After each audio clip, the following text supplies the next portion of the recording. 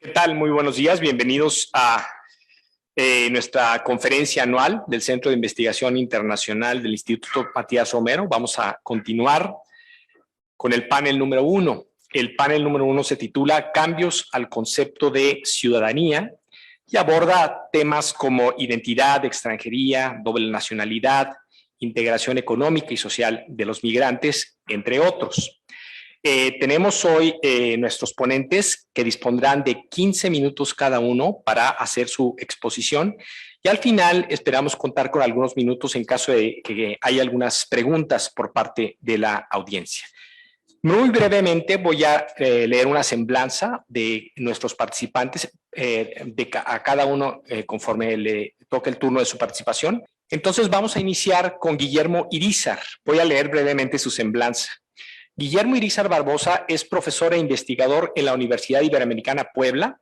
Es académico titular de tiempo completo, responsable de asuntos migratorios en el Instituto de Derechos Humanos Ignacio Villarcuria.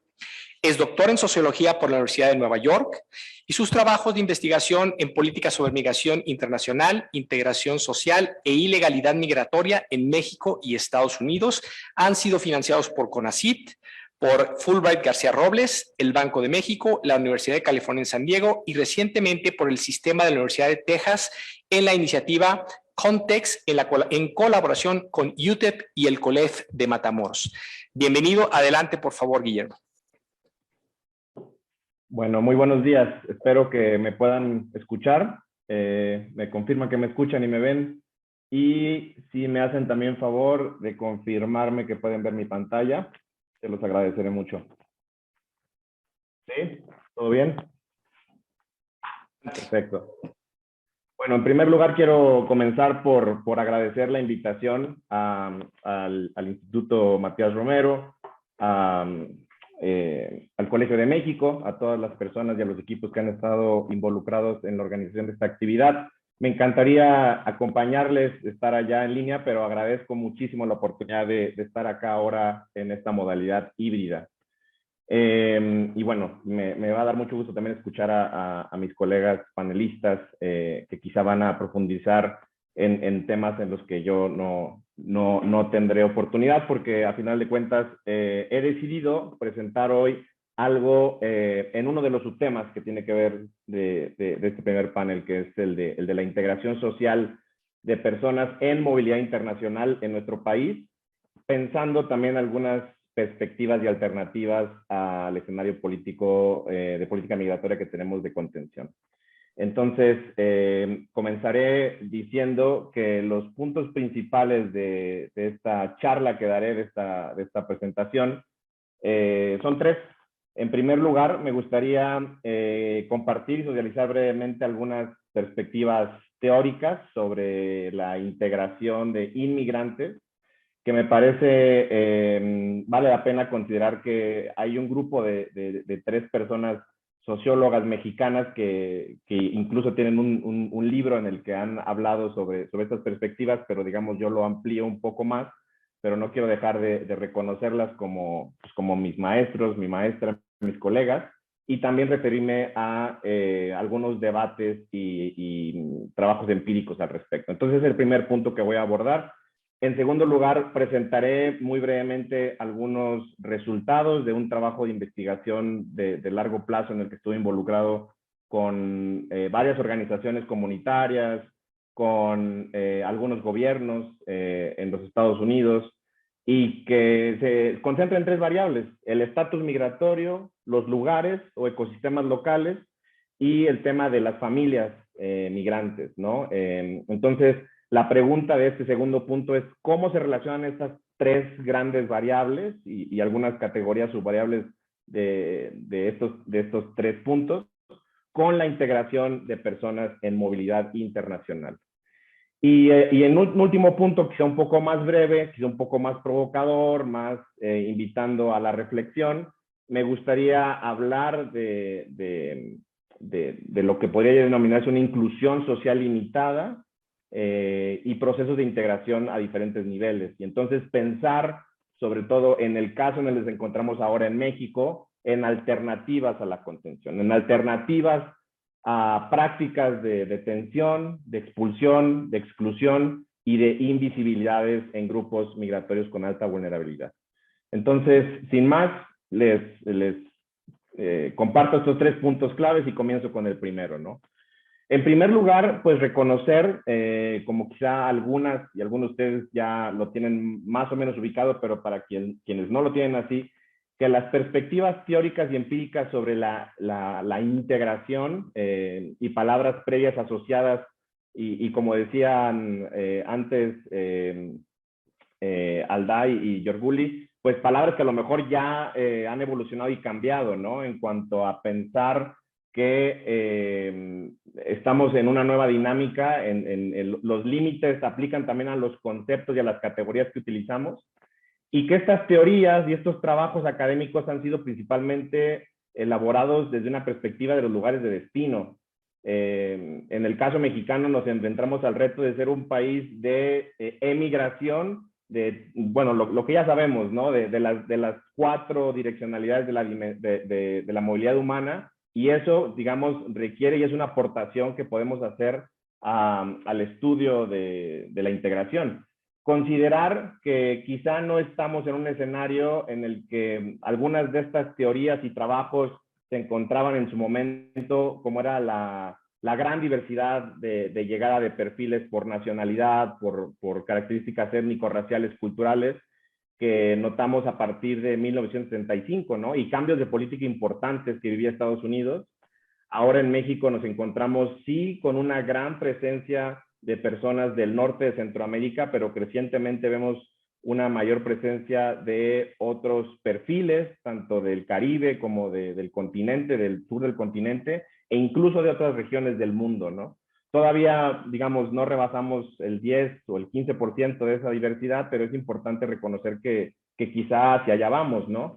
Y entonces aquí la invitación a la hora, digamos, que presente y haga este recuento breve de las perspectivas teóricas y empíricas es: podemos pensar en una agenda de investigación, en una agenda de políticas que vea la integración desde una perspectiva regional, desde una perspectiva que involucre a varios Méxicos, cómo es la integración inmigrante no va a ser igual para las personas haitianas en Tijuana o en Acuña o en Matamoros, en Ciudad de México o en Puebla, que para las personas de Nicaragua, de Venezuela, de otros contextos. Entonces, pensar en una agenda con una perspectiva regional en la región grande, que incluso en las redes jesuitas en las que desde la Ibero Puebla y el Instituto de Derechos Humanos Ignacio Yacuría trabajamos mucho, como es la región CANA, la región Centroamérica, Norteamérica. Entonces, aquí simplemente reconocer que los primeros grandes pioneros en pensar estas cosas y en trabajar estas cosas, es interesante que en el caso mexicano, México, Estados Unidos, pues tenemos al gran antropólogo pionero en los estudios migratorios, Manuel Gami, en los 30.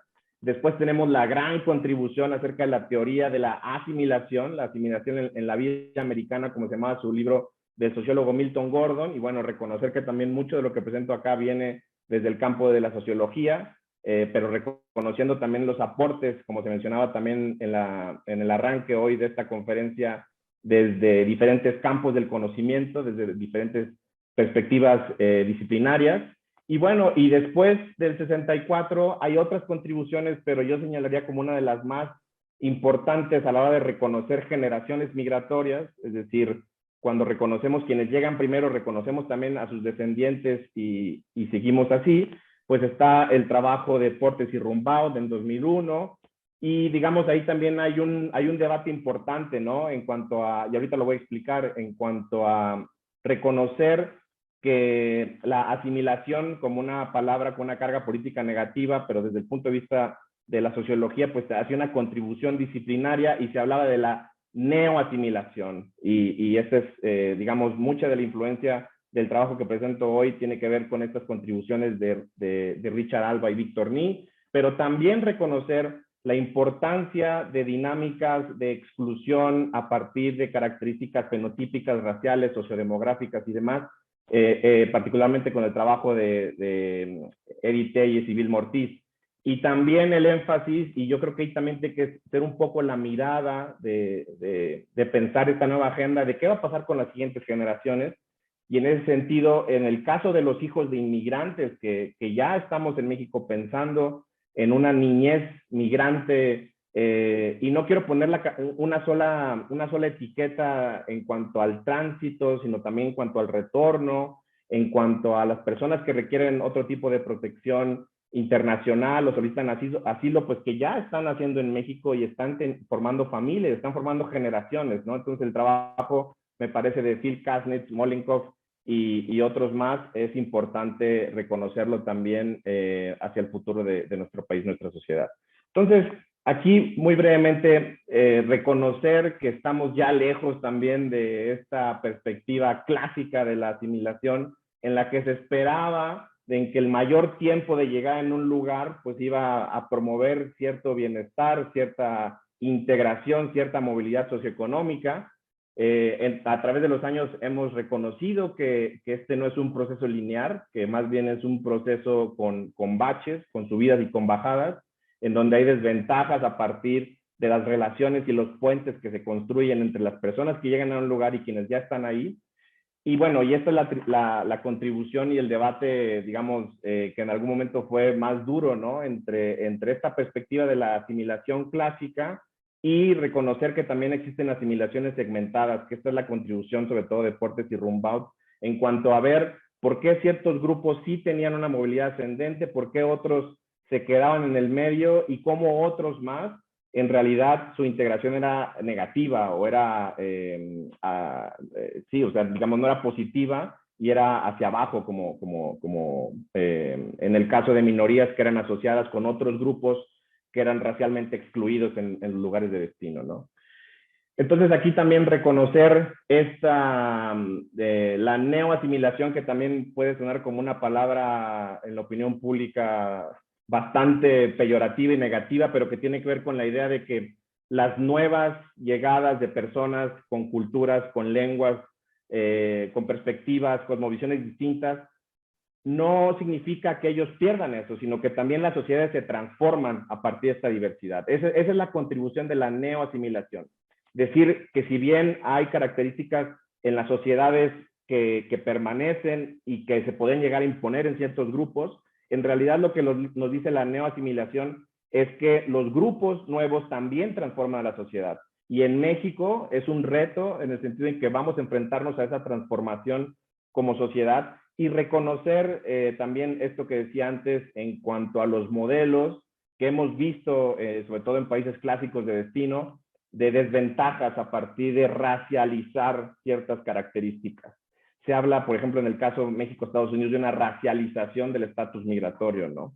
Pero entonces aquí en México también hay que pensar en estas nuevas dinámicas de exclusión que tengan que ver con características de ciertos grupos. Y aquí menciono, y bueno, y pongo muy brevemente una imagen que tiene que ver con las tasas de graduación de high school en Estados Unidos a partir de generaciones y de este estudio tan importante que hicieron Telles y Ortiz, en el que pues seguía habiendo exclusión a partir de las generaciones. Y me pregunto en México si esto es algo que veremos. Sabemos que no somos un país de gran inmigración, todavía no hemos llegado al 7 o al 10% que rápidamente llegó Chile, seguimos todavía en el 1% a partir de toda la información censal con que contamos, pero me pregunto si en la medida en que lleguen más personas a nuestro país vamos a hablar de estos temas, ¿no? Y sobre todo, creo que el gran reto intelectual y político, de imaginación política en México, tiene que ver con que pensemos la integración social como un país con estas dinámicas, que no somos un país de destino completamente, somos un país de destino temporal, somos un país de tránsito, somos un país de retorno forzado, y entonces, ¿cómo pensar en alternativas para la integración de personas con perfiles de vulnerabilidad a partir de políticas que han apostado por una contención, ¿no? Por decir, pues no vengan, quédense allá, vamos a crear las condiciones para que eso suceda, pero sabemos que esa es una política de largo plazo, que no va a ocurrir en el corto plazo.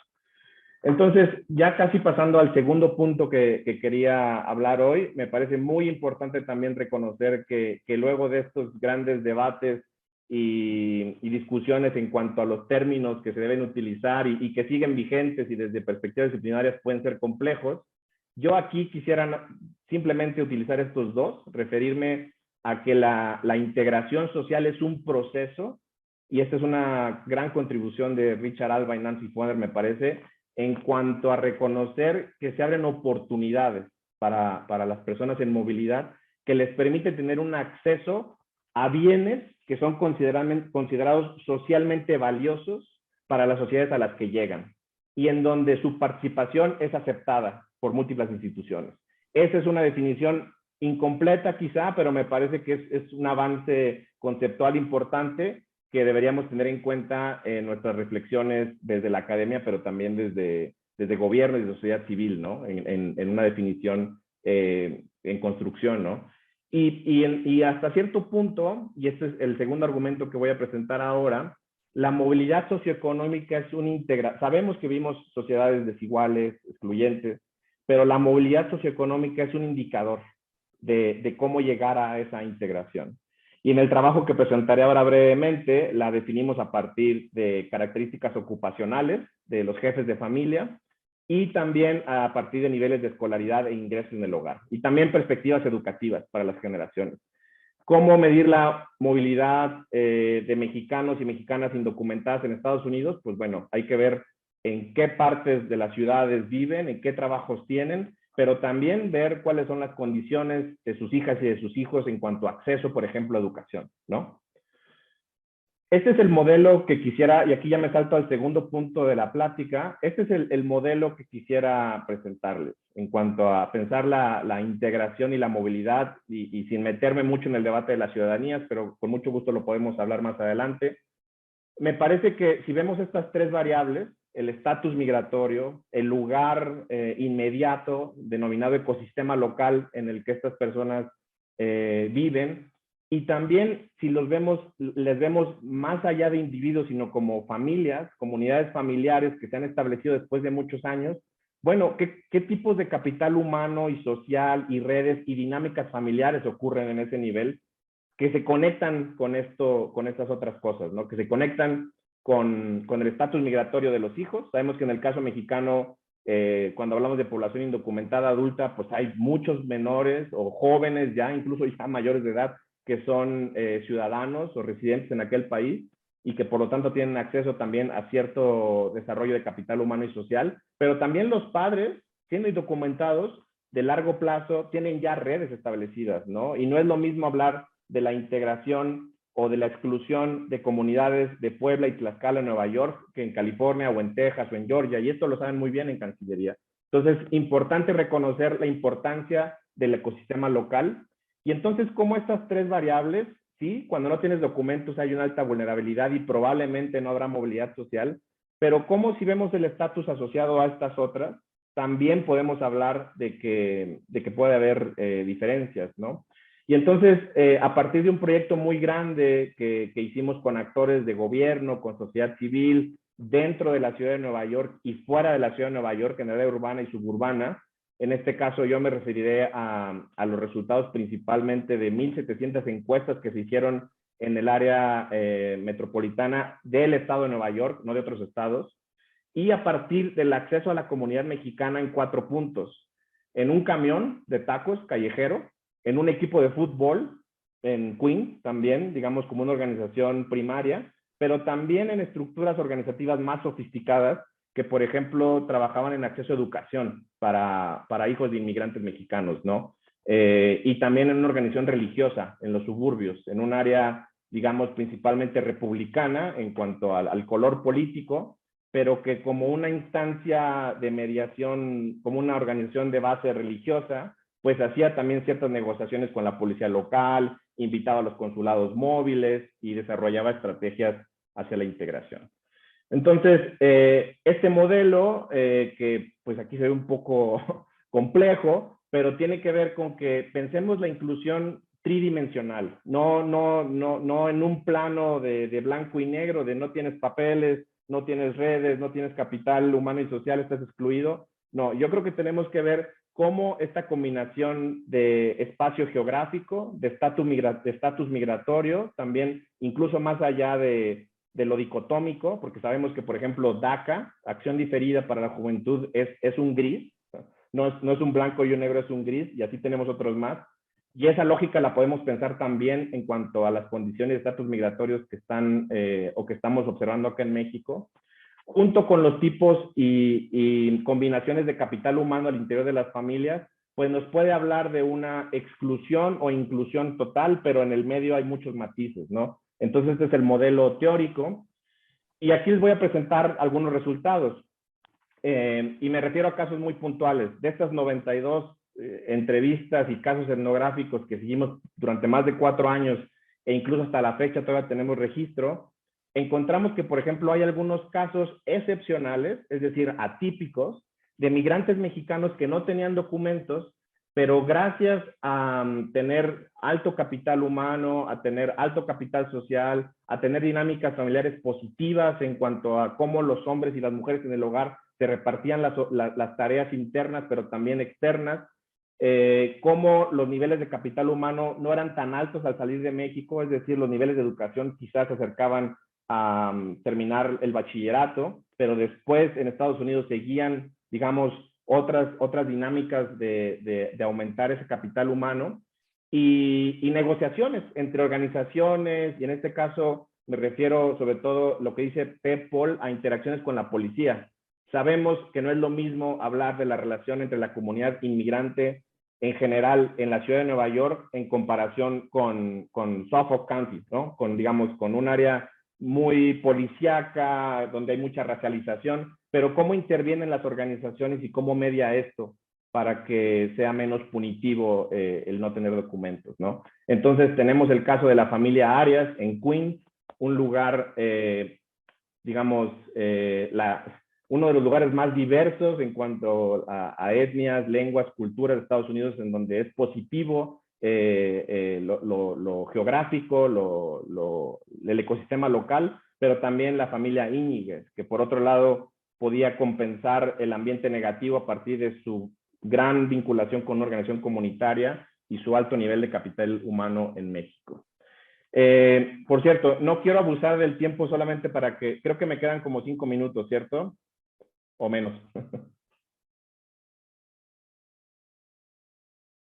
¿Alguien me puede ayudar con el tiempo? Te quedan un par de minutos, Guillermo. Un par de minutos. Entonces, así es. Entonces acelero y me acerco a la conclusión. Lo que encontramos principalmente en el caso de la comunidad mexicana en Nueva York es que había sobre todo cuando observamos el estatus migratorio, porque de estos 92 casos, entre el 60 y el 70% eran personas sin documentos, largo plazo, es que había una inmovilidad precaria, pero que esta inmovilidad precaria estaba justamente mediada por el apoyo comunitario.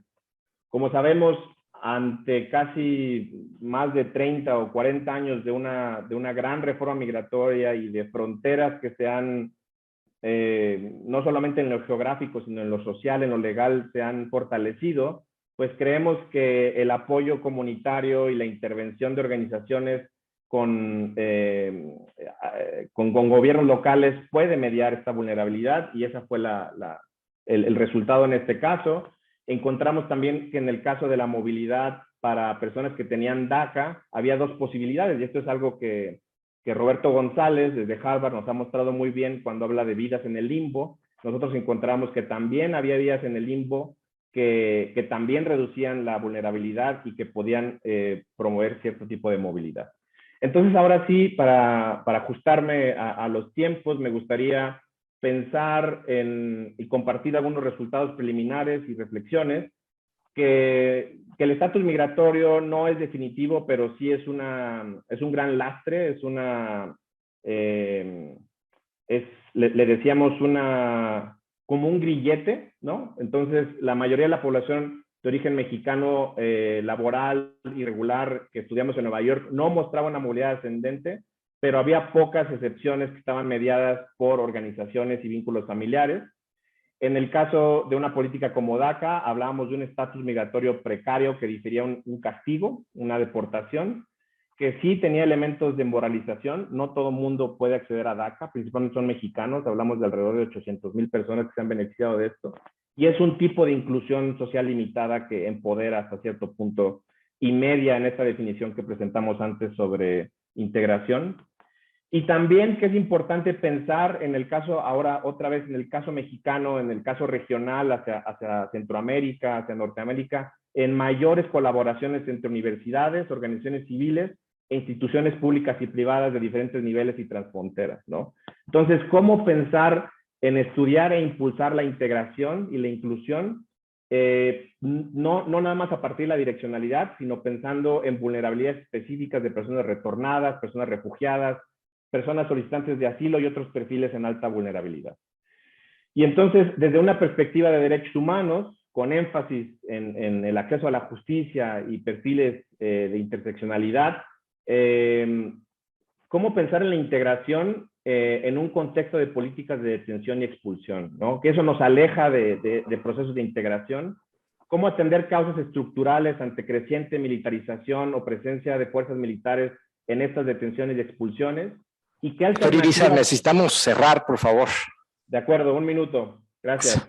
Gracias. ¿Qué alternativas podemos vislumbrar sin criminalizar, ¿no? Entonces, me parece que la reflexión y la invitación va por pensar en políticas de regularización, sobre todo ante migraciones forzadas y vulnerables, pensar en que no podemos restringir la movilidad geográfica, las rutas de asentamiento y de traslado involucran que participen más actores, y simplemente demostrar que, por ejemplo, en el caso de Puebla y Tlaxcala, con este proyecto de la Universidad de Texas, nos preocupa mucho el tema de mujeres de Centroamérica y el Caribe que son privadas de su libertad, que requieren mayor visibilidad por parte de la sociedad y un compromiso por defender sus derechos humanos y su dignidad. Entonces, hasta aquí lo termino y una disculpa por la demora. Gracias. Muchas gracias, doctor Irizar. Tenemos conexión con la doctora Masferrer. Claudia Masferrer es profesora investigadora en el Centro de Estudios Demográficos, Urbanos y Ambientales del Colegio de México y coordinadora del seminario Migración, Desigualdad y Políticas Públicas de la misma institución. Es doctora en Sociología por la Universidad de McGill y es autora del Atlas Migración de Registro, Migración de Retorno de Estados Unidos a México, y coordinadora del libro La década en que cambió la migración, enfoque binacional del bienestar de los migrantes mexicanos en Estados Unidos y México, así como de numerosos artículos de investigación, capítulos del libro y reportes de política. Sus líneas de investigación se centran en la migración interna e internacional, la integración de inmigrantes y las dinámicas demográficas, la desigualdad y cómo las políticas públicas median estos procesos. Bienvenida, Claudia Masferrer. Adelante, por favor. Muy buenos días. Una disculpa por el problema técnico. Hace unos minutos no podía habilitar el micrófono ni la cámara. Algo muy frustrante, pero ya estoy aquí y es realmente un gusto estar en este foro. Es una lástima que no pude estar en persona. Me disculpo por ello. Creo que al final, en realidad, el cambio breve de orden creo que puede ser benéfico incluso para la discusión. Déjenme compartir una presentación que tengo. Supongo que ya se habilitó. Sí, ya está habilitada.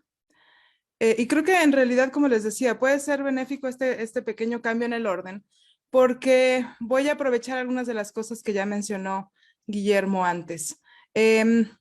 Lo primero que les diría es que, bueno, yo les voy a platicar el día de hoy unos resultados que creo que nos pueden ayudar a repensar el retorno y la inmigración a México. Y en ese sentido, es cierto que no somos un país de inmigración, como dice Guillermo, del gran país de inmigración, pero creo que pensar en el retorno y la inmigración de una manera distinta nos puede ayudar a pensar y repensar cómo proponemos modelos de integración específicos para México, tomando en cuenta la realidad migratoria mexicana, ¿de acuerdo? Entonces, lo primero que yo les voy a decir es que, ok, no somos un país de inmigración, quizás como dice Guillermo, pero sí somos un país de retorno y sí somos un país que necesita políticas de integración y de reintegración y que en realidad, si pensamos de una manera distinta el retorno y la inmigración, vamos a poder entonces realmente tener políticas que también puedan servir para los extranjeros sin importar su lugar de nacimiento. Así que déjenme empezar con esta idea que ya comentaba, de hecho, Silvia Yorguli al inicio, que presentamos en este reporte coordinado desde el Colegio de México y editado por la doctora Alicia Pedrosa y yo, sobre la intersección de la política exterior y la política migratoria en el México de hoy. Y en este reporte, más que proponer recomendaciones de política, lo que hacemos es pensar escenarios a futuro para tratar de entender cómo podría cambiar la gestión de la política migratoria en México, cómo podríamos definir una agenda de política migratoria propia.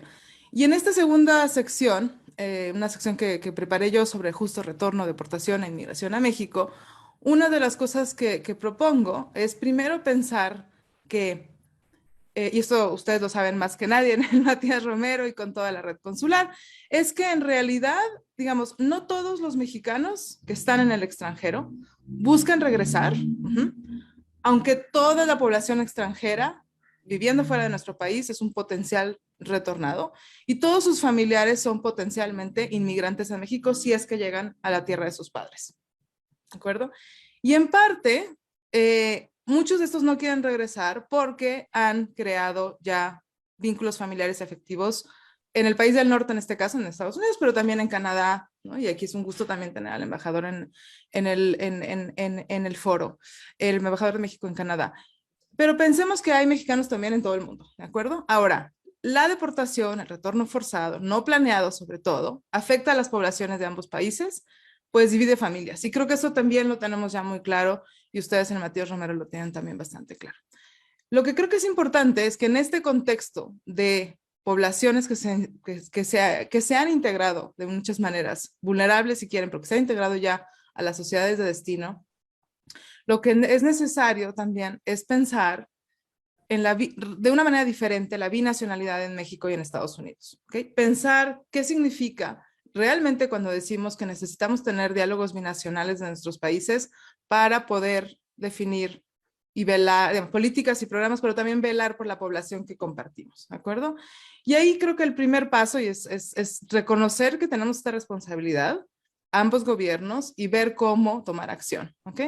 Y ahí, digamos, no voy a hablar de todo lo que propongo en esta parte del reporte, pero sí creo que el papel del IME, por ejemplo, es fundamental, sobre todo para que el IME pueda comunicar también al gobierno de Estados Unidos cómo se ha podido velar por la población mexicana en el exterior y cómo Estados Unidos se beneficiaría de también velar por su población en el extranjero, específicamente en el caso de México, ¿de acuerdo?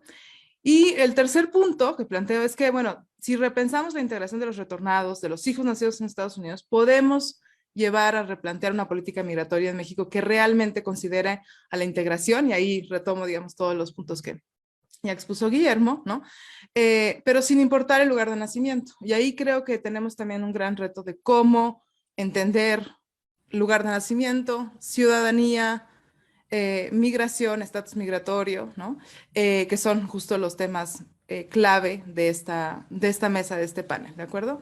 Y ahí, digamos, algo que quizás ustedes también ya conocen es cómo el flujo de Estados Unidos a México se forma por nacidos en Estados Unidos y nacidos en México, los nacidos en México en su mayoría adultos que regresan y los nacidos en Estados Unidos en su mayoría menores de edad que acompañan a sus familiares en su mayoría en el retorno, ¿no? Entonces tenemos esta dualidad del flujo que creo que va a ser clave para pensar justamente, ¿no?, en ciudadanía, en binacionalidad, porque tenemos un componente demográfico por edad muy importante, ¿de acuerdo?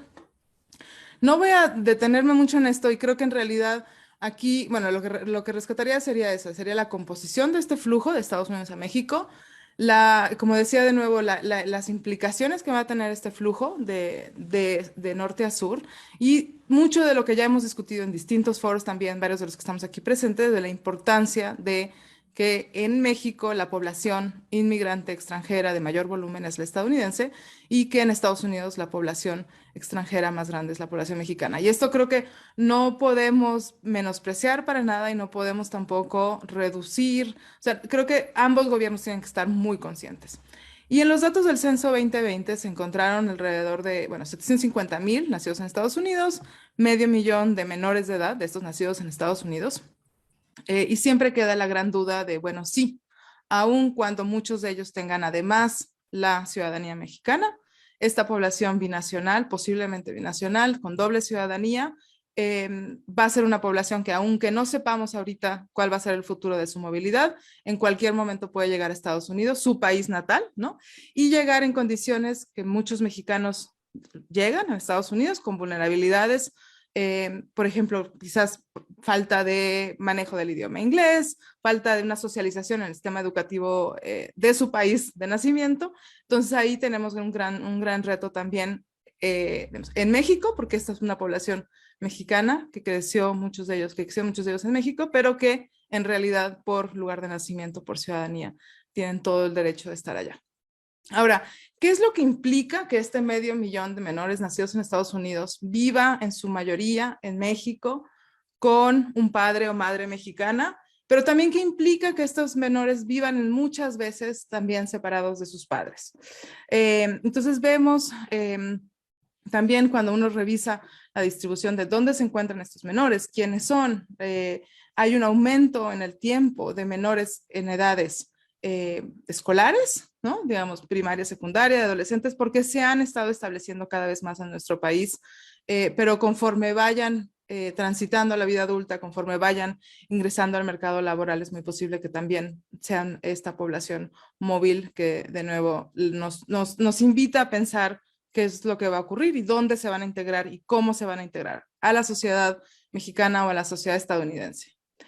Ahora, lo que es importante también entender en este sentido de la importancia de comprender que la gran mayoría de la población inmigrante en México es menor de edad y es estadounidense, es la importancia de entender la vinculación que tienen sus trayectorias de incorporación laboral, social, económica, educativa, con la de los migrantes de retorno. Y aquí tenemos que pensar y tenemos que, creo que, comunicar mejor desde México cómo a la población estadounidense, a la población en Estados Unidos, le interesa velar por el bienestar, por la buena reintegración de los migrantes que regresan.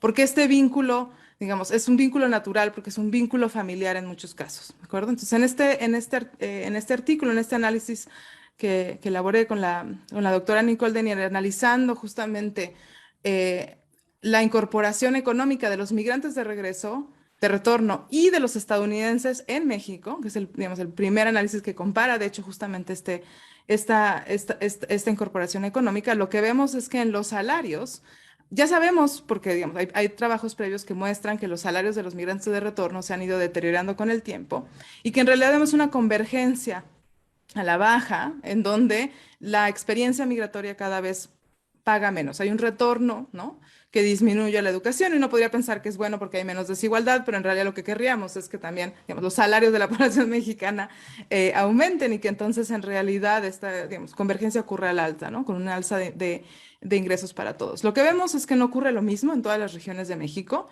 En la región norte, aún, digamos, los nacidos en Estados Unidos tienen una ventaja en el mercado laboral, en los salarios, comparados con los migrantes de retorno y migrantes internos o población no migrante, pero en realidad lo que vemos es que en todas las regiones del país se ve este deterioro de los salarios de los estadounidenses y de los retornados, y aquí sí los invito a pensar cómo el mercado laboral mexicano, con sus dinámicas regionales, puede o no aportar a que los migrantes en general, ¿no?, se puedan integrar económicamente a nuestro país, y la importancia también de hacer cambios a la economía de nuestros países para que no tengamos, aquí estoy hablando de salarios, pero también que tengamos salarios menos precarios, ¿no?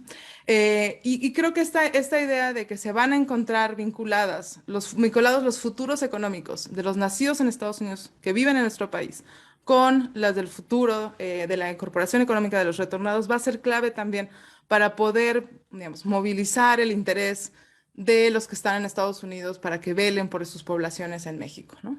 Y creo que muchas veces también nos quedamos con la idea de que los migrantes en Estados Unidos son poblaciones, digamos, relativamente bien integradas. Doctora Masferrer, una disculpa, si pudiéramos procurar ir cerrando. Sí, ahí voy. Mi colega anterior habló como 25 minutos, pero ahora me va a apurar. Ahora, lo que creo que es muy importante es que hablemos justamente cuando yo digo de esta regionalización, hablemos de la geografía y de la demografía del retorno, de la migración de retorno. Y en este sentido hay muchos estudios que muestran los cambios que han ocurrido en nuestro país. Y aquí les voy a dejar, digamos, es a propósito que esté doble en español y en inglés, porque creo que es muy importante que desde el Matías Romero entendamos que si nos interesa el bienestar y nos interesa entender cómo podemos definir programas, políticas de integración de retornados, este diálogo binacional se tiene que dar también en Estados Unidos con los gobiernos regionales para tratar de entender cómo queremos integrar a estas poblaciones migrantes. Y creo que este diálogo sobre el bienestar de los migrantes de retorno tiene que darse definitivamente en ambos idiomas, ¿no? Y tanto en México como en Estados Unidos, realmente entendiendo el bienestar de lo que significa, de esta población binacional, pero tratando de entender qué significa lo binacional. Y aquí en el Atlas, por un lado, digamos, analizo a nivel entidad con indicadores clave, quiénes son los retornados, dónde viven, dónde están los nacidos en Estados Unidos, cómo se han integrado económicamente, digamos, cuáles son las características laborales, educativas de estas poblaciones, cuáles son digamos, la distribución en el espacio para cada uno de los estados. Pero también lo que es interesante en el Atlas es que haga una revisión de la literatura, de las publicaciones académicas que revisan la situación en cada entidad y delinea una serie de temas pendientes. Y ahí sí creo que tenemos, digamos, muchos temas pendientes, muchas preguntas por responder, aun cuando la lista de publicaciones es bastante extensa. Y sí creo que digamos, tenemos que repensar también cómo la geografía propia de México, las diversidades de nuestro país van a poder ayudar a entender esto. Y con esto termino. Sabemos ya los que estudiamos la migración que la migración cambió de 2000 a 2010 profundamente, ¿no? Sobre todo porque hubo un descenso de la inmigración, hubo un aumento del retorno, un aumento de la llegada de mexicanos, de nacidos en Estados Unidos a México, un cambio en el flujo, ¿no? Y creo que en realidad lo que creo que va a ser muy importante es tratar de continuar los diálogos binacionales para poder entender el bienestar de esta población migrante mexicana que se encuentra en ambos países, y ahí creo que el rol del Matías Romero es fundamental, el rol de los consulados es fundamental también, pero lo que sí sabemos es que tenemos mucha incertidumbre actualmente qué va a ocurrir con la pandemia, cómo van a cambiar los patrones migratorios a futuro, y definitivamente vamos a seguir seguramente preguntándonos sobre el bienestar de esta población, pero ya no podemos dejar de hacerlo desde una perspectiva binacional, y creo que estos dos ejemplos lo dejan muy, muy claro. Y en ese sentido creo que hay que repensar lo que significa lo binacional, repensar la integración que tenemos en nuestros dos países y el papel que pueden jugar el Matías Romero, la política exterior y la política migratoria. Y bueno, muchísimas gracias por todo.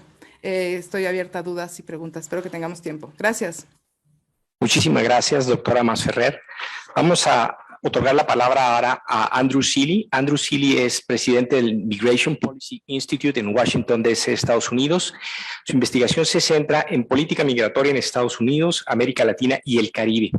Es autor de varios libros sobre el tema y ha publicado en revistas como Foreign Affairs, Foreign Policy y American Quarterly, además de ser editorialista en el periódico El Universal.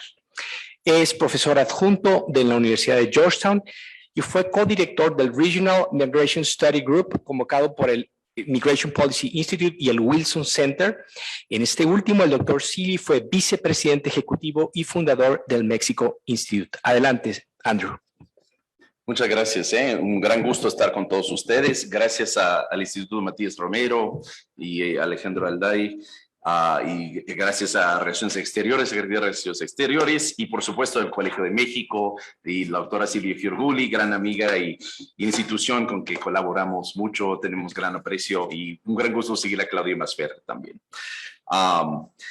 Mira, yo siempre me siento bien llegando a México. Creo que soy el gringo del panel aquí, soy el norteamericano, y me siento bien llegando a México. En parte, yo tenía realmente 2 años de no estar en reuniones en México. He estado en la República Mexicana, pero 2 años de no estar ya hablando con colegas por la pandemia. Es un gran gusto estar aquí, pero me siento bien en parte porque he vivido partes importantes de mi vida en México, y parte porque vivo una familia bastante mexicanizada en los Estados Unidos.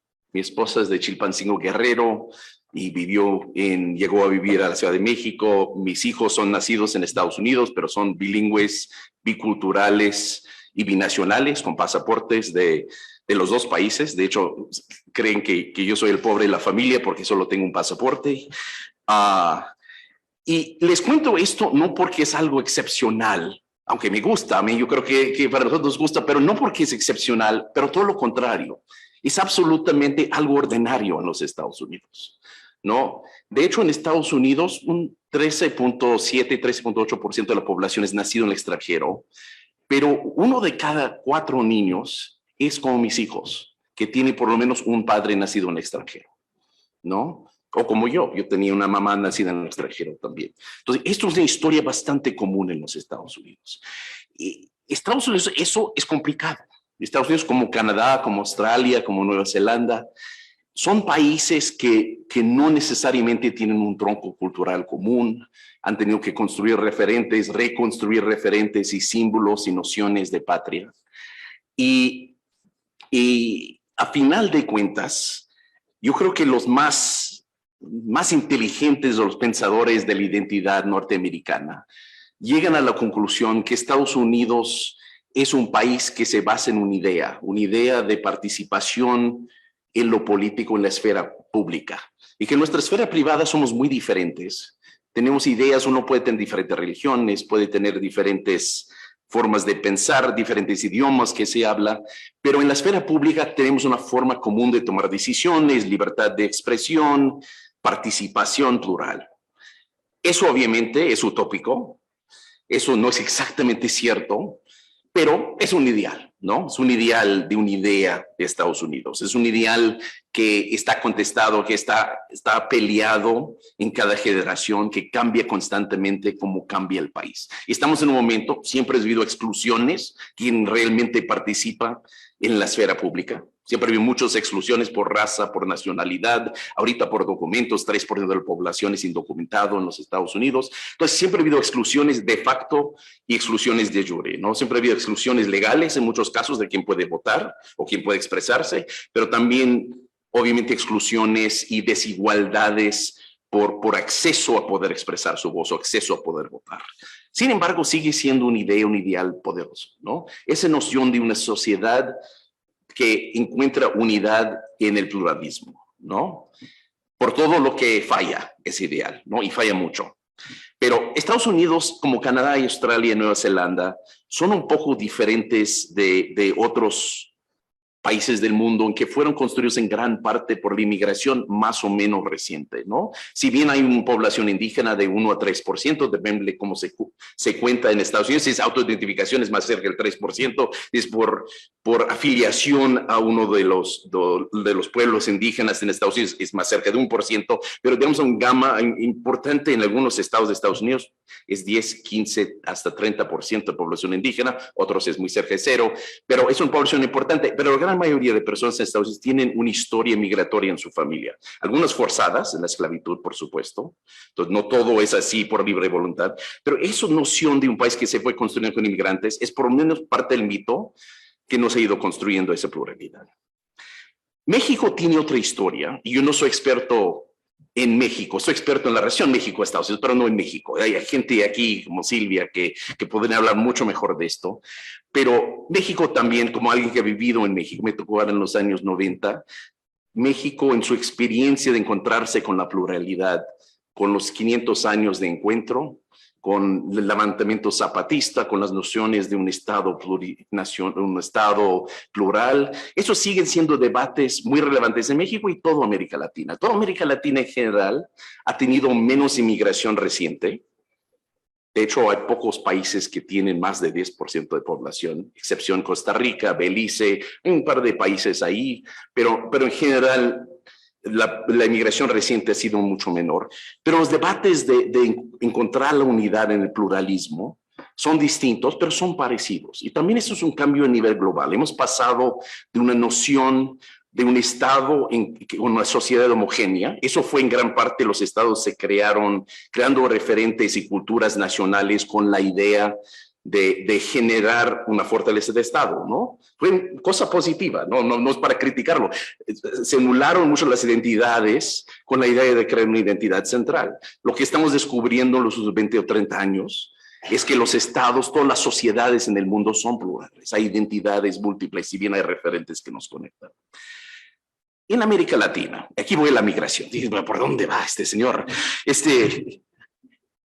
En América Latina ha habido 3 épocas grandes de migración. Hay una época de la llegada colonial, bueno, hay realmente 4, porque primero hay una llegada de Asia, ¿no? Pero hace mucho.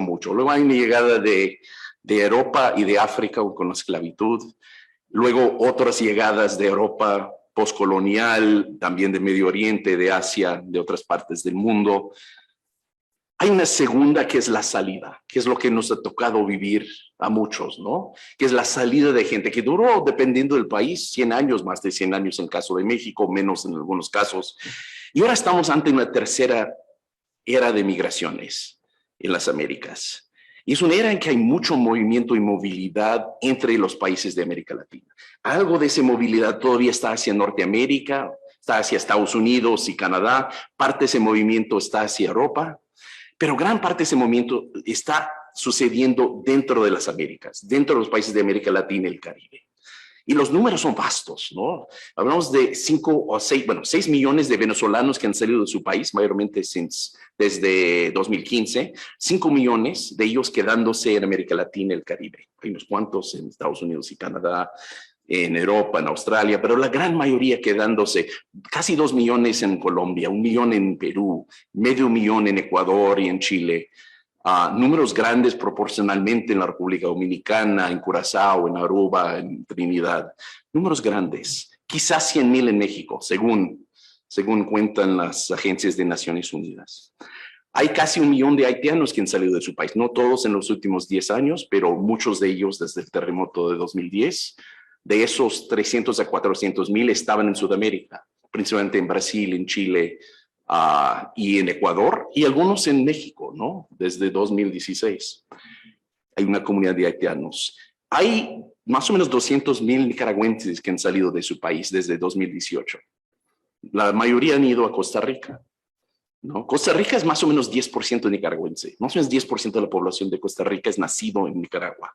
Y hay otro 3 a 5% nacido en otros países, ¿no? Incluyendo Venezuela, Estados Unidos, España, Colombia y otros lugares.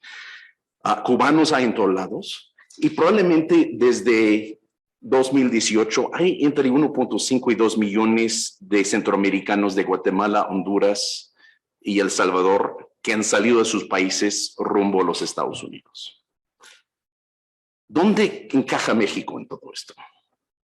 Mira, primero, esto es un movimiento en América Latina. Yo creo que estamos acostumbrados, que algunos de ustedes son más jóvenes, algunos en la audiencia aquí están más jóvenes y están frescos en este tema, lo cual está muy bien porque no tienen muchos los paradigmas que nos atan a los que estábamos en esto antes. Pero muchos de nosotros estamos todavía en esa época de la gente que se iba de América Latina al Caribe a otras partes del mundo. Eso es un momento en que casi todos los países de América Latina están enfrentando cómo pensar en política migratoria, pero también política de integración, ¿no? Y el último movimiento, obviamente que Claudia acaba de hablar también, y que Claudia y Silvia han hecho grandes trabajos del tema, es el movimiento de regreso, ¿no? De personas, sobre todo mexicanos regresando, pero también centroamericanos, colombianos, peruanos, y muchas veces llegando con nacionales del país donde vivían, sobre todo hijos y a veces esposas, esposos, ¿no? Entonces, cuando habla Claudia de los menores, de los niños y jóvenes que están llegando, esos son números mayores, ¿no? El grupo inmigrante más grande de México somos nosotros, ¿no? Son los ciudadanos de Estados Unidos, ¿no? Pero también otros grupos llegando, venezolanos, comentamos, centroamericanos, cada vez más estamos viendo centroamericanos que no logran llegar a los Estados Unidos y deciden pedir asilo en México. Algunos piden asilo y siguen, otros piden asilo y se quedan, ¿no? Tonatiuh sabe bien de estos temas. Es un tema que cada vez más vemos comunidades en la Riviera Maya, en Monterrey, con venezolanos, en la Ciudad de México, toda la frontera norte y por supuesto Tapachula y la frontera sur de México, donde empiezas a ver comunidades de extranjeros asentándose en México, en Tijuana, una comunidad haitiana, en Ciudad Juárez, cubanos, en Riviera Maya, Ciudad de México, todos. Pero eso empieza a ser, de pronto pensamos que México era un país de salida, luego empezamos a encontrar que era un país de tránsito y ahora empezamos a encontrar que es un país también de destino. A veces de primer destino. Los venezolanos en general han tratado de llegar a México, los que están aquí. Otros, algunos haitianos querían llegar a Estados Unidos, pero se quedaron. Otros centroamericanos quieren llegar, se quedaron. De los mexicanos que regresan, algunos regresan por voluntad, otros por deportación, a veces porque quieren, a veces porque los llevan, ¿no? Pero a final de cuentas, con sus hijos norteamericanos y cónyuges norteamericanos. Pero esto a final de cuentas está cambiando el tejido social, por lo menos en partes de México. Entonces, yo no soy, repito que no soy experto en identidad en México, ni quiero meterme en eso, pero como alguien que observa estos cambios, yo tengo algunas preguntas, les voy a poner 3 simplemente. ¿Qué quiere México de la inmigración? Hoy voy a agregar uno más también de migrantes, que estamos hablando mi colega Andrea Tanco y yo hace poco. Hay un montón de migrantes gringos, clase medieros, llegando a trabajar a México porque es un buen lugar para trabajar remotamente. Si vas a cualquier café en Roma o Condesa o un WeWork, vas a encontrar un montón de norteamericanos y europeos y canadienses que han escogido vivir en México por gusto. Si vas a Guadalajara y vas al sector tecnológico, de innovación, tecnología, vas a encontrar hindúes, chinos, norteamericanos, canadienses, trabajando en ese sector también. Esto es un sector, cuando hablamos de migrantes, tendemos a hablar de migrantes de los pobres, por cierto, y extranjeros de los ricos, ¿no? A mí es un poquito de profesionistas, pero todos somos migrantes, ¿no? Los que vivimos fuera de nuestro país. Entonces, pero ¿qué quiere México de la migración? ¿Qué quiere México, que es un país ya con cierto nivel de desarrollo, con lugares todavía muy pobres, pero cierto nivel de desarrollo como país, con con necesidades de mano de obra, tanto altamente calificada como en algunos sectores agrícolas y de manufactura y de trabajo diario, donde hay huecos en el mercado laboral? ¿Cómo imponer eso en una idea de qué debe ser la política migratoria de México? ¿Qué papel juegan los migrantes que llegan en la sociedad mexicana? ¿Y qué se necesita hacer para ser mexicano? Es un tema que no se resuelve. En Estados Unidos lo reinventamos y lo peleamos cada generación de otra forma, ¿no? Lo inventamos, llegamos al amor y paz y luego se quiebra otra vez. Pero, ¿qué quiere México?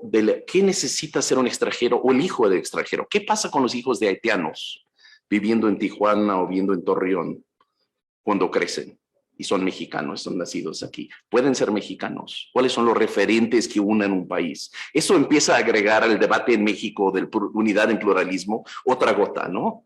¿Qué pasa con los que nacieron en Estados Unidos, que quizás todavía hablan inglés en su casa con sus papás, ¿no? O los que vivieron, a lo mejor son mexicanos, pero vivieron, yo escribí de esto en un libro hace tiempo, entrevisté gente fantástica, mexicanos que han vivido toda su vida en Estados Unidos y regresaron y viven en inglés. Son mexicanos, pero americanizados, ¿no? Gringoizados, si quieren, ¿no? ¿Cómo te haces mexicano sin perder tu identidad, ¿no? Entonces, yo creo que son debates que ya están en la mesa. ¿Qué pasa de los niños de que habla Claudia, ¿no? Que deciden quedarse en México a largo plazo, pero también sigue teniendo un pie en Estados Unidos.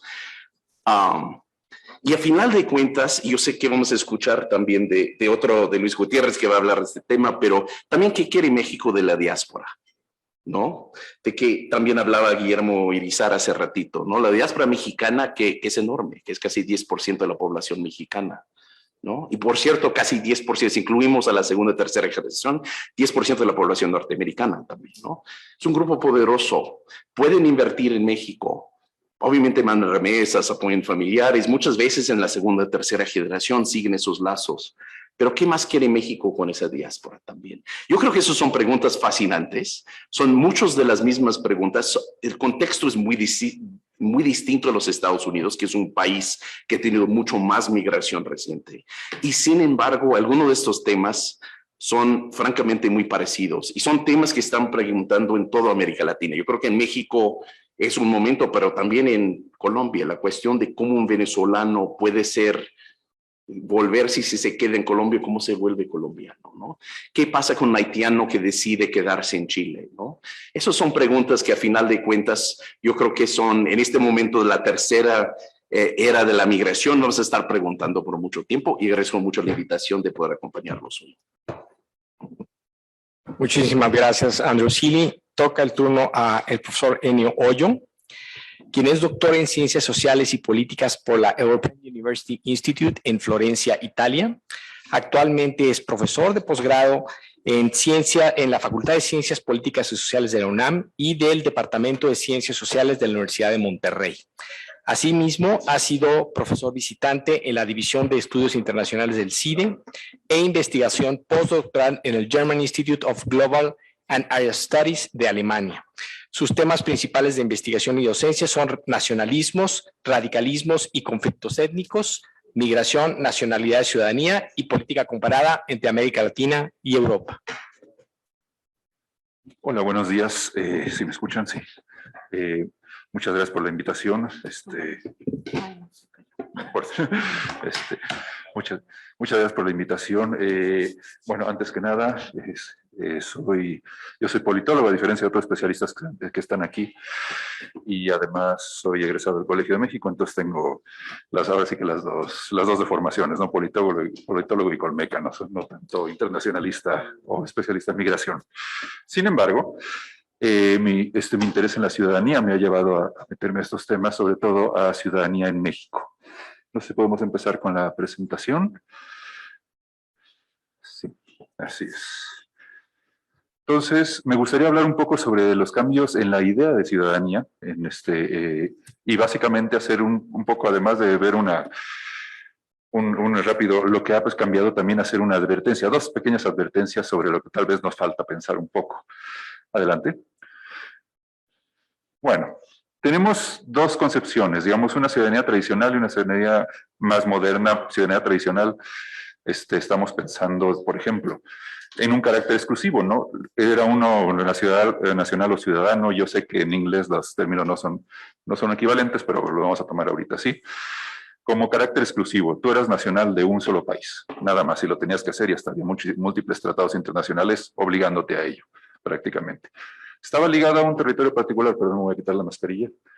Estaba ligado a un territorio particular, es decir, ejercías tus derechos sobre todo en el territorio de tu estado. Era difícil ejercerlos desde afuera. Estaba referida evidentemente a un estado-nación muy determinado. Otras formas de ciudadanía, si existían, eran completamente marginales, ¿no? Ciudadanía subnacional hasta hace poco, la verdad es que no se pensaba en esos términos. Y por supuesto, la ciudadanía otorgaba derechos exclusivos al ciudadano frente al extranjero. Bueno, frente a ello que podemos pensar, no me voy a ir a la historia, pero podemos pensar una concepción así tradicional hasta los años 50, por lo menos, del siglo pasado, y de ahí cambiando poco a poco. Hoy, digamos que una ciudadanía más contemporánea, más que moderna contemporánea, hay una aceptación creciente de la nacionalidad múltiple. Ahí en la gráfica podemos ver cómo empieza en 1960, puedo regresar, sí, 1960, terminando hasta 2020.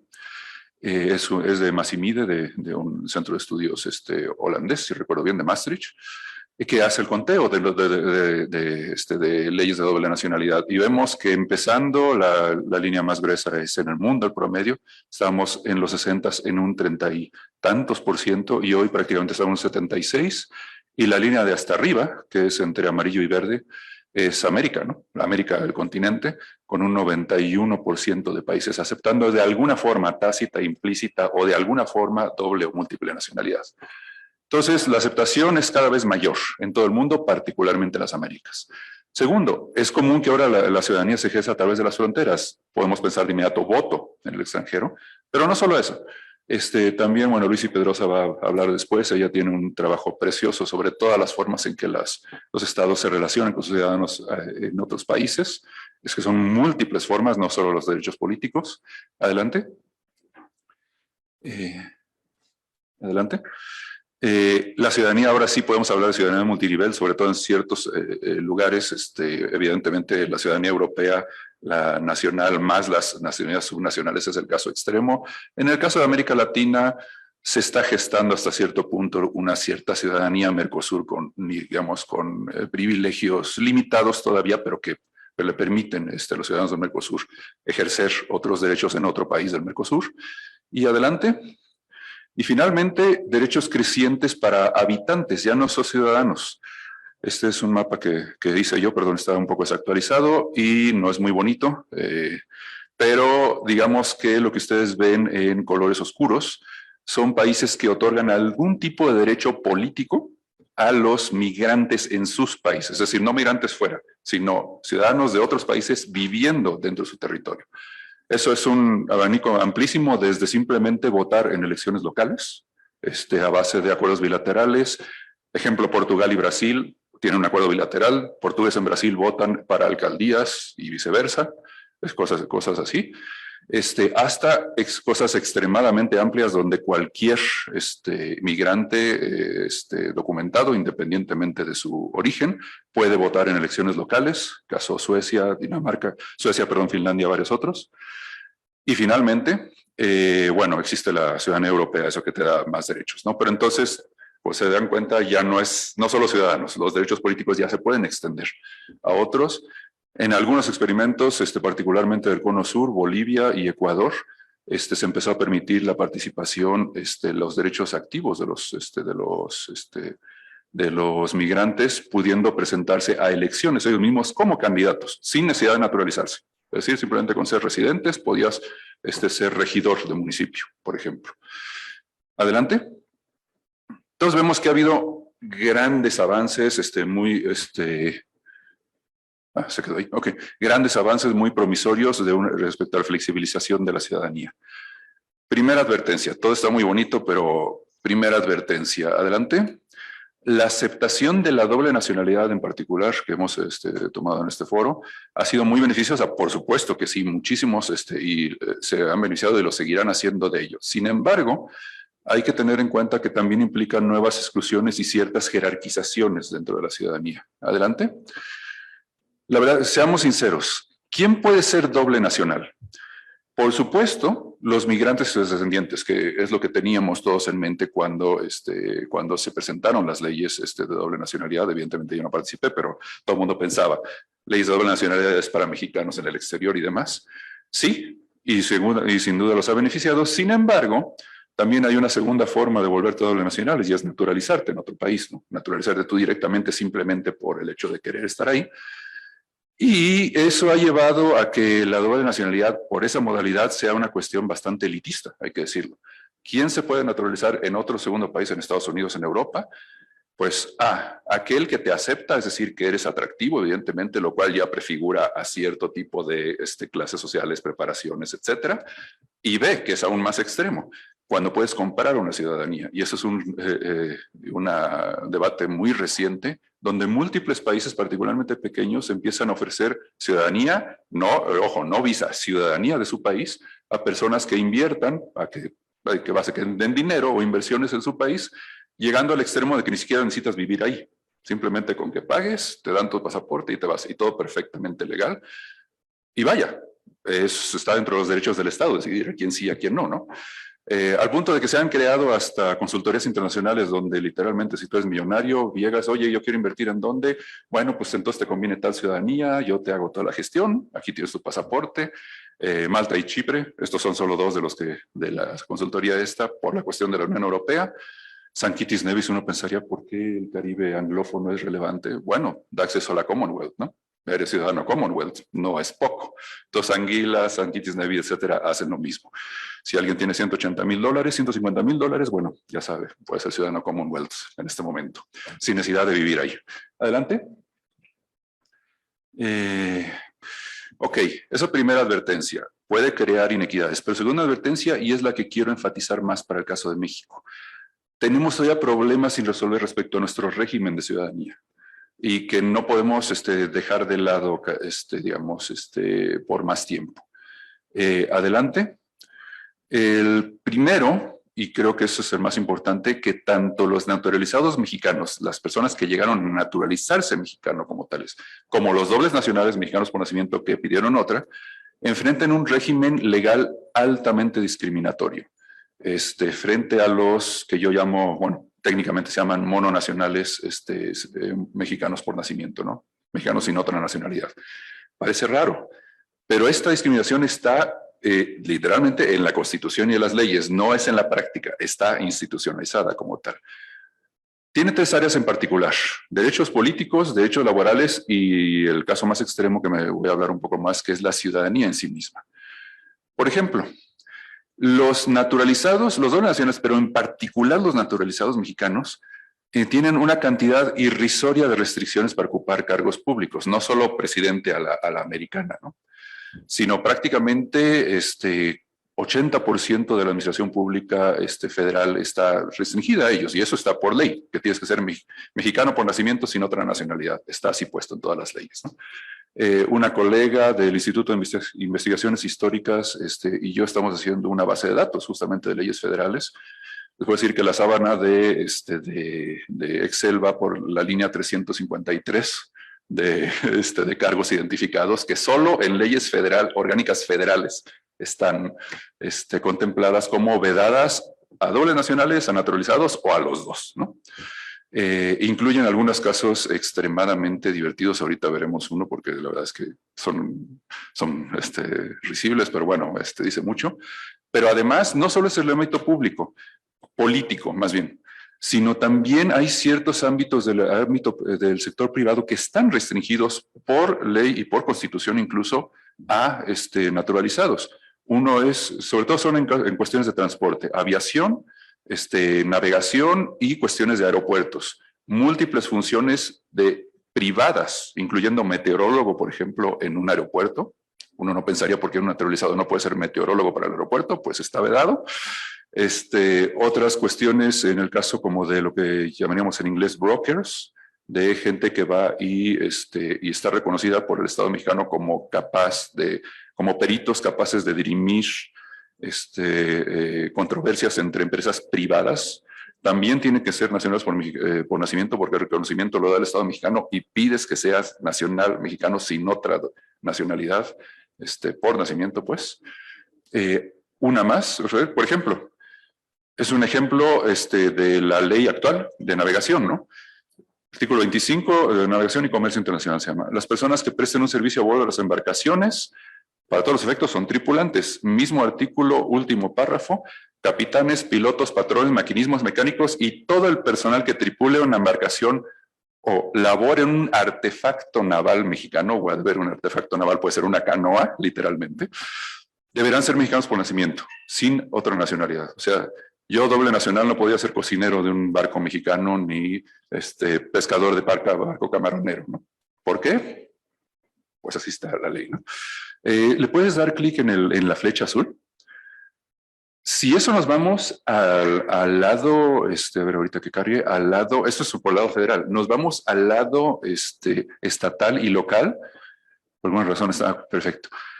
Y se llega al extremo, por ejemplo, que no pongo qué ciudad es, una ciudad del sureste, que sacó una convocatoria muy profesional para choferes de transporte público de la ciudad, donde el primer requisito es ser ciudadano mexicano por nacimiento, ¿no? O sea, para ser chofer de Ruta 100, bueno, de lo que fue Ruta 100 o del Metrobús, tendrías que no podías ser naturalizado.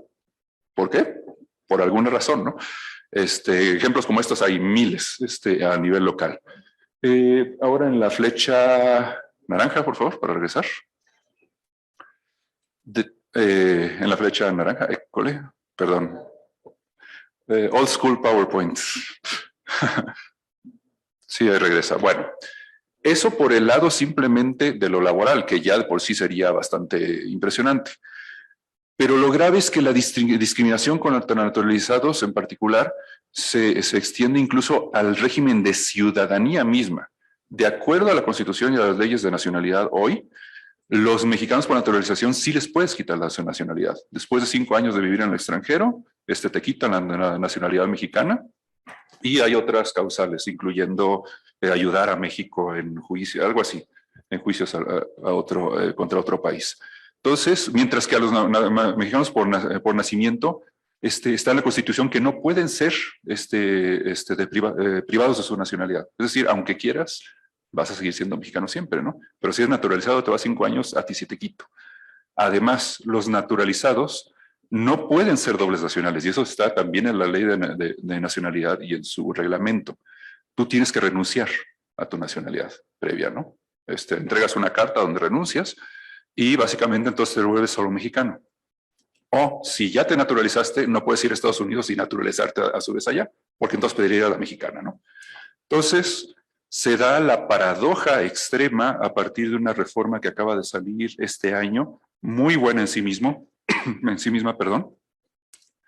de que la transmisión de la nacionalidad mexicana afuera vía ius sanguinis es ya prácticamente indefinida. O sea, puedes crear, tus hijos, nietos, bisnietos pueden seguir siendo mexicanos por nacimiento, pero si tú eres naturalizado, literalmente te vas a Estados Unidos, te naturalizas allá y pierdes lo mexicano, aunque hayas vivido toda tu vida en México, ¿no? Entonces hay una situación ahí bastante grave. Podemos quitar los derechos políticos como heredero de ciertas consideraciones ideológicas de nacionalismo revolucionario, cuidémonos de los americanos, bla, bla, bla, bla.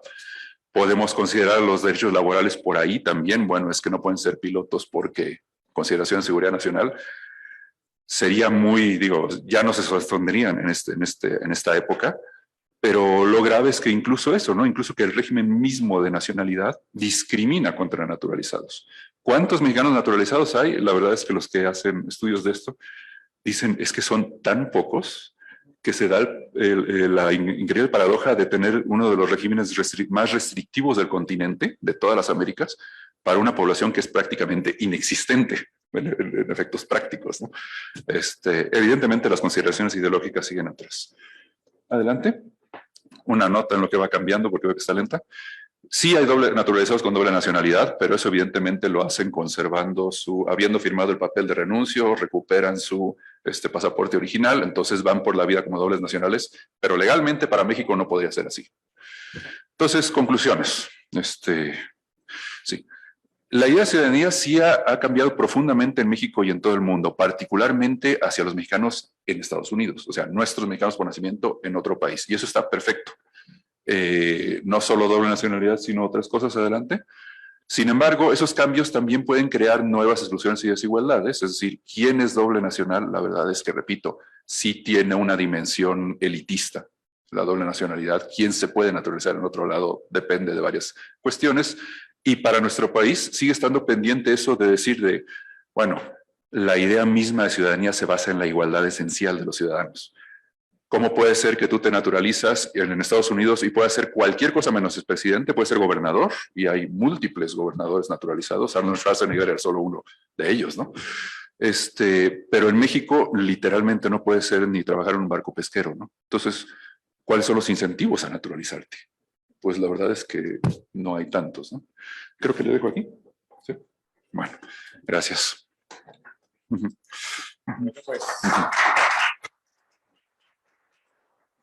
Muchísimas gracias, Enioyo. Tenemos algunos minutos disponibles por si hay alguna pregunta, alguna participación por parte de la audiencia. No sé si tenemos algo por ahí.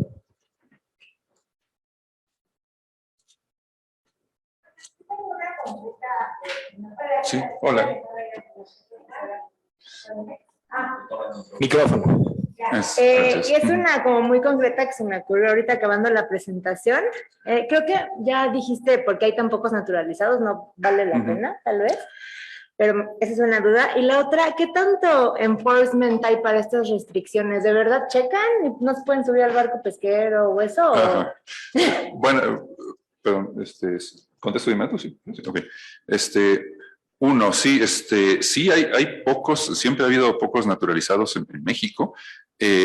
¿Cuánto ha resultado? Porque básicamente no te da grandes ventajas, depende.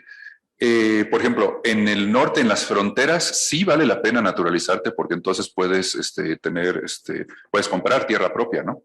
Mientras que si eres extranjero, tú tienes esta limitación constitucional de no en costas, no en ese lado sí. Pero si tú vives en la Ciudad de México, la verdad es que pues no tanto. Alguna persona me comentaba, colombiana, 50 años, viviendo 40 en México, me decía, bueno, me doy cuenta de que sí sería bueno cuando en las reuniones de mi colonia, simplemente para decidir arreglar el alumbrado público, yo de acuerdo a la ley solo tenía voz, no tenía voto, porque era extranjera, ¿no? O sea, por esas situaciones, digamos, de la vida diaria, sí. Pero mucha gente puede vivir perfectamente sin ello y no se va a tomar el trabajo y el costo de naturalizarte en México, que sí puede ser en algún momento elevado.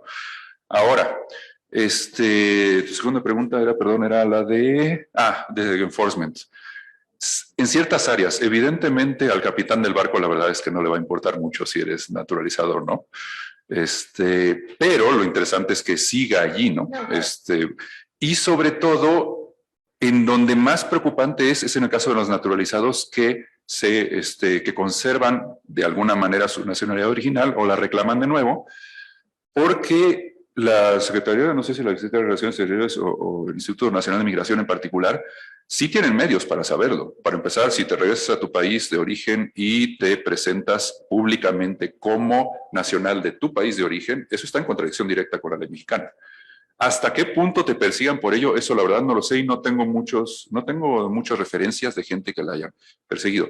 Sin embargo, sí te da una dimensión pues, de desprotección, de falta de protección básicamente, y posiblemente hasta de malas prácticas, ¿no? O sea, ya te caché. Ahora ¿qué va a pasar? ¿No? Bueno, pues tengo que renunciar otra vez o qué hago, en fin. Entonces, básicamente lo preocupante es que sigan la ley y que pueda ser discrecional su aplicación. Muy bien, muchas gracias. Por supuesto que están también la doctora Masferrer con nosotros y el doctor Irizar, si también tienen preguntas hacia ellos. Me parece que están por acá. Adelante. Gracias. Una pregunta que tiene que ver con prácticamente con todas las presentaciones que hemos escuchado esta mañana. Muchas gracias. El tema de la nacionalidad por naturalización, pues evidentemente tiende a desaparecer por una cuestión de derechos humanos basada en la discriminación. La gente que decide ser mexicano o mexicana voluntariamente y vincularse a este país, pues no puede acceder hoy a cargos públicos, más allá de subirse a un barco o las otras circunstancias que se mencionan, pero podrían ejercer cargos públicos, gente que lleva viviendo y ha formado pues su vida profesional, familiar en México. ¿Por qué no podría tener eso? Y creo que hacia allá tiende el debate legal. Así es. Sabemos que es muy difícil rebasar ciertos prejuicios, diría yo, ciertas cuestiones que nos han inculcado pues históricamente como sociedad en relación con los extranjeros. Pero algo que mencionó la doctora Masferrer, de los mexicanos que vuelven a México, también enfrentan una situación realmente de distinción. Ya no hablemos de discriminación, seguramente la enfrentarán. Pero ¿cómo podemos construir desde la educación una sociedad mucho más abierta al extranjero, a la extranjera? Pues de una manera, yo diría, hasta más relajada, porque en los próximos años esto va a ser la constante en México. ¿Cómo contribuimos desde la educación, desde abajo, yo diría, porque estamos aquí hablando a nivel centros de estudios profesionales, para que la sociedad mexicana pueda ser un poco más abierta o mucho más abierta frente a estas situaciones concretas que involucran familias, inversiones, coexistencia en las ciudades? Le preguntaría a Claudia y también al doctor Enio. Y por favor, adelante, doctora Masferrer. Claro que sí, gracias. Pues creo que es la pregunta del $1,000,000, ¿no? A ver, creo que tenemos que pensar en cómo reconsiderar a la migración, y ahí justo en el reporte que presentamos hace unas semanas lo que mencionamos es que hay que pensar que la migración no es un problema en sí. Hay problemas asociados al manejo de la migración, hay crisis políticas, hay crisis administrativas, pero no necesariamente hay crisis migratorias, ¿no? Y ahí creo que estamos en dos dilemas. Por un lado, en cómo tratar de acaparar la atención a este fenómeno que muchas veces pasa de largo en las agendas políticas y públicas, y cómo sin caer en esta idea de crisis, de problemas, podemos realmente, digamos, atraer la atracción, sentarnos a pensar. Pero creo que el otro segundo gran dilema, y creo que ahí el retorno lo deja muy claro, y eso también lo escribo en el reporte, es que nos confronta como sociedad, por un lado, a los que se fueron, con esta idea asociada, digamos, en distintos grados, si quieren, al traidor de la patria que se fue, y por otro lado, nos confrontan con el que llega, que es el extranjero, aun cuando sea de origen mexicano, es extranjero, es el otro, ¿no? Y como de una manera muy profunda nos confronta en tratar de conciliar como sociedad mexicana, que por muchos años se nos dijo que éramos país de migración, ¿no? Ahora... Sí, ya, primero el doctor Guillermo Irizar solicitó la palabra. Si permite nada más que conteste a la pregunta concreta el doctor Hoyo y continuamos con usted. Adelante. Gracias. Bueno, nada más rápido respecto a qué podemos hacer, además de las adecuaciones del marco legal, evidentemente, para quitar todas esas cuestiones que ya no tienen lugar en un mundo moderno, básicamente, y que sí son herencias no solo del nacionalismo revolucionario. De hecho, la distinción entre naturalizados y por nacimiento viene desde las Cortes de Cádiz. Hay un profesor de la Universidad de Bristol que se dedica a hacer básicamente a la historia de cómo eso básicamente se pasó en las distintas constituciones latinoamericanas. Pero yo creo que podríamos empezar ya a nivel muy básico por enseñar. No quiero decir, no soy pedagogo, no voy a decir hay que enseñar tal cosa en las primarias, ¿no? Pero creo que sí hay que poner, digamos, al mismo nivel la historia nacional como tal, con cuestiones de derechos internacionales, de derechos humanos y cuestiones internacionales como tal. Si no terminas asociando derechos con el que nació aquí, es de verdad mexicano, de corazón, pura cepa, etcétera. Creo que la idea de pensar en el habitante de México, incluyendo los migrantes, como valioso, como alguien que tiene que reconocerse y que tiene derechos como tales, empezaríamos por ahí. Repito, no solo currículum escolar, sino también, instituciones, por supuesto, y quizá, ya para cerrar, estas experiencias inmediatas de la gente, de instituciones que realmente le afectan la vida diaria, como son las juntas vecinales y demás, o la incapacidad de un naturalizado para ser chofer de transporte público. Esas cosas tan básicas, para empezar, tenemos que empezar a quitarlas por ahí. Gracias, doctor Irizar. Adelante. Gracias, Miguel Ángel. Y muy breve, ya regresó Claudia para también ceder la palabra. Sobre este punto estoy de acuerdo con lo que dice Enio en cuanto a pensar en formas de transformar la ciudadanía desde lo local, un poco también en la línea de la pregunta de Alejandro Alday y también haciendo referencia a cómo nos decía Andrew Seeley, pensamos cambios en la identidad y en las prácticas de la identidad de lo que significa ser mexicano o mexicana en diferentes partes del país. Y aquí hay cambios importantes que creo que tenemos que ir vislumbrando, como por ejemplo, hoy en la mañana me decían que alguien con una tarjeta de residente permanente de Honduras, con la tarjeta permanente vigente, no le aceptan la tarjeta para que reciba dinero de Estados Unidos. Y sabemos que, por ejemplo, ha pasado con personas retornadas cuando tienen la matrícula consular, ¿no? O incluso, digamos, hay más allá de cambios normativos importantes y grandes que tenemos, que digamos, sabemos que hay una armonización en derechos humanos constitucional y demás, pero me preocupa que siga habiendo prácticas informales, locales, de diferentes actores en México, porque no nos hemos reconocido. Somos un país de emigrantes, somos un país que ha tenido diversas llegadas de poblaciones a lo largo de la historia, nunca, digamos, rebasando esto que decimos el umbral del 1%, pero quizá vamos a esa dirección de diversidad. Pero cómo pensar en esas nuevas formas de construir ciudadanía desde lo local, ¿no? Quizá nos hace falta conocer un diagnóstico de qué tan polarizada está la población mexicana en cuanto a prácticas solidarias o exclusivas hacia las personas extranjeras, pero por ahí lo dejaría por ahora. Gracias. Muchísimas gracias, Guillermo. Tenemos una pregunta a través de Facebook. Colomba Salazar nos pregunta si, siendo uno de los problemas principales el apostillado de documentos para los migrantes repatriados, ¿qué ha estado haciendo México para impulsar cambios en los acuerdos internacionales que regulan este tema? Si alguno de ustedes gusta contestar. Tomás Ferrer. Adelante, por favor. Gracias. Igual, bueno, Guillermo levantó la mano, entonces igual le doy ahorita la palabra rápidamente. Perdón, nunca he tenido tantos problemas técnicos en Zoom en estos 2 años. Se me fue el internet. Rapidísimo. Yo creo que hay una aclaración con la pregunta del público. Yo sí creo que nos tenemos que mover más allá de hablar de repatriación, y esto puede ser muy discutido. Creo que podemos hablar sobre el término de repatriación. A mí me gusta hablar del retorno más que la repatriación. Pensemos que por cada mexicano repatriado puede haber otros 3 que son retornados o que son inmigrantes que los acompañan. Pero creo que ahí, digamos, desde el gobierno mexicano y todos los esfuerzos que ha habido, que hay que resaltar, digamos, desde la administración anterior y ahora con la mesa interinstitucional, se ha pensado y se ha hablado de cómo tratar de definir quién es elegible y quién no, quién se puede definir como migrante que regrese y qué migrante que no.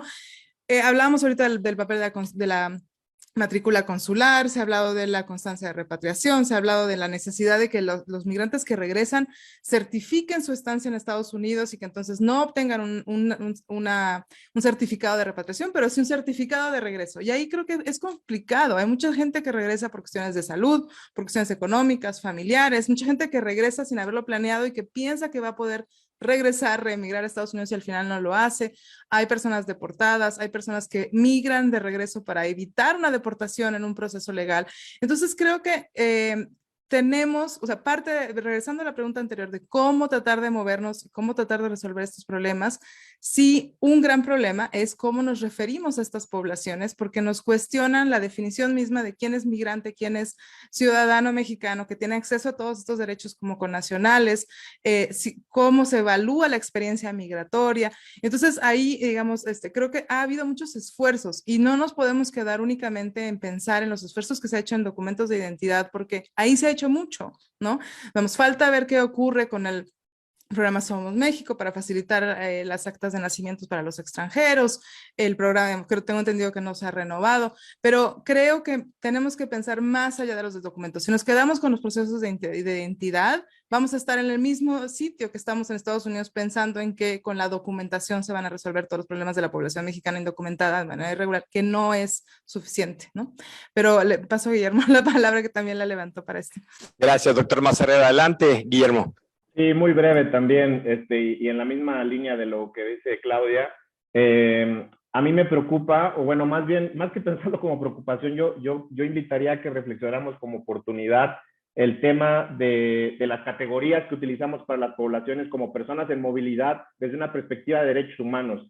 Este tema del apostillamiento o la postilla para personas retornadas, también lo encontramos con personas solicitantes de asilo, personas refugiadas y sus hijos que nacieron en México, y a mí me preocupan prácticas a nivel local, por ejemplo, de ciertos registros civiles, en los que, por ejemplo, una persona garífuna que tiene 4 o 5 años viviendo en Jalisco, no le permiten no le permiten ser parte del acta de nacimiento de sus hijos, lo cual sería una oportunidad de regularización. Entonces, me parece que hay mucho trabajo por hacer digamos, desde arriba y desde abajo, en cuanto a construcciones prácticas inclusivas, de cambios de chip de ciudadanía abierto a la diversidad, y en ese sentido, pues qué bueno que tengamos este momento y este espacio y que podamos seguir pensando en cómo transitar hacia allá, ¿no? Desde diferentes campos de acción, desde la Cancillería, desde la academia, desde otras organizaciones, en cuanto a buscar prácticas inclusivas en diferentes niveles para personas de movilidad internacional con una perspectiva de derechos humanos. Muchísimas gracias, Guillermo. ¿Alguien más gusta una intervención? Adelante. Nada más rápido, y en este hilo, por ejemplo, de las situaciones que a veces son muy cotidianas y que a nosotros no nos afectan, pero que a alguien nacido fuera sí, y es del ámbito privado. Resulta que para abrir una cuenta de banco, los naturalizados, pero también los mexicanos por nacimiento nacidos fuera, por no decir de inmigrantes, etcétera, extranjeros inmigrantes, encuentran grandes dificultades para abrir una cuenta de banco en cualquier banco comercial, porque resulta que la CURP incluye para todos ellos, los que nacieron fuera por cualquier modalidad, en vez del prefijo del estado de origen, dice NE, nacido en el extranjero. Eso no lo aceptan muchos bancos. Literalmente no está en el listado de entidades que puedes abrir, y no puedes abrir una cuenta de banco. literalmente, ¿no? Ahí tenemos un grupo informal de apoyo de, oye, aquí sí, vete acá, vete a esta sucursal, porque el gerente sí lo sabe, pero en general es muy difícil. Otra situación que tiene relación con la cotidianidad es que muchas cuestiones donde pueden ser excluidos o naturalizados es por el hecho de al momento de pedir los documentos, cualquier empleado público te va a pedir el acta de nacimiento como primer documento, ¿no? Los naturalizados por definición no tienen acta de nacimiento. Entonces, no es un documento que tú puedas llegar para competir, para abrir hacer cualquier trámite. Quedas automáticamente, digamos, excluido de él sin siquiera saber por qué, ¿no? Bien, tenemos que dar por cerrada la sesión. Tenemos, perdón, hay una pregunta más. Adelante, por favor. No, un comentario rapidísimo nada más que me parece que es esencial para este tema del respeto y de cómo avanzar, y es no solamente desde el análisis los académicos, sino desde la construcción de la misma de la política pública, es pasar de la concepción de la asimilación a la reintegración a un tema de inclusión, que son cosas totalmente distintas. Asimilar es vienes y eres completamente mexicano, como yo digo que quieres, integrarte integro, pero digamos, diferencio tu parte cultural y toda esa parte que puedes aportar, a diferencia de la inclusión. Te incluyo y entonces creamos esa dimensión cultural. Entonces, me parece que estamos como en esa fase de tener que transitar de esta parte de integración a un tema de inclusión que puede ayudar a resolver muchos temas que destraben todo el marco normativo, y eso me parece que es un proceso no tan fácil, pero tampoco es imposible, ¿no? Bien, muchas gracias. Si no hay una última intervención, vamos a cerrar este panel. Muchas gracias a la doctora Masferrer, al doctor Irizar, al doctor Hoyo, al doctor Sili, y muchas gracias a ustedes por acompañarnos. Vamos a tomar un muy breve receso y vamos a continuar con el panel 2, cambios al concepto de ciudadanía. Muchas gracias.